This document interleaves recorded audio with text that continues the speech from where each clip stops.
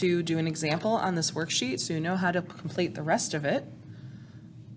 So I'm going to show you how to do the Lewis structure for magnesium and nitrogen.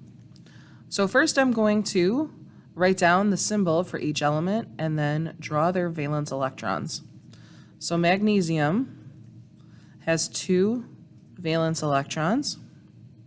Nitrogen has 5 valence electrons. Magnesium, being a metal, is going to give its electrons to nitrogen, which is a nonmetal. So magnesium is going to give one of its electrons.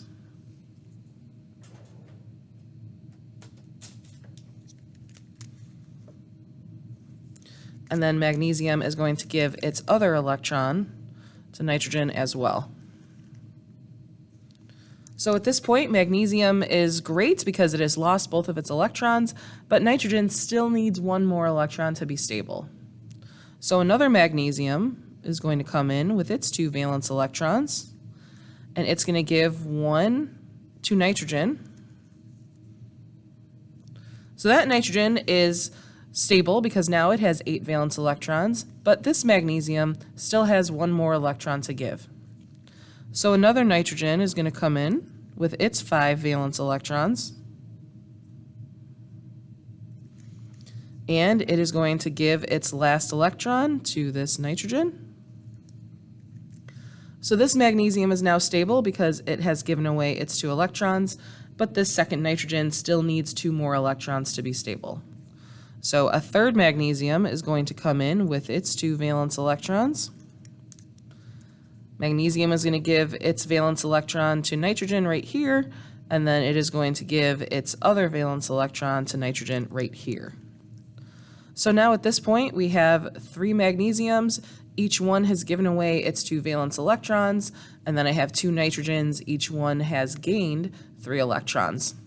So when this happens, you have magnesium turns into a +2 ion, magnesium turns into a +2 ion, nitrogen has 8 valence electrons, making the ones in green the ones that they have gained, and it has a -3 charge.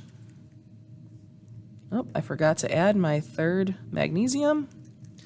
And then this nitrogen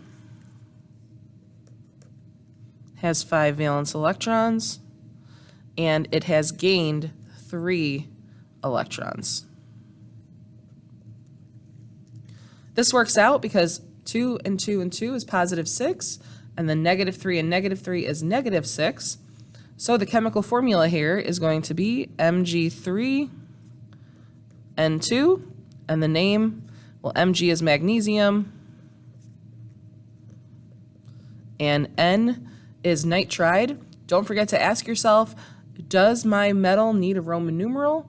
Since magnesium is not a transition metal, it does not need a Roman numeral, so this just ends up being magnesium nitride. So you're going to follow the same steps to complete the rest of the worksheet.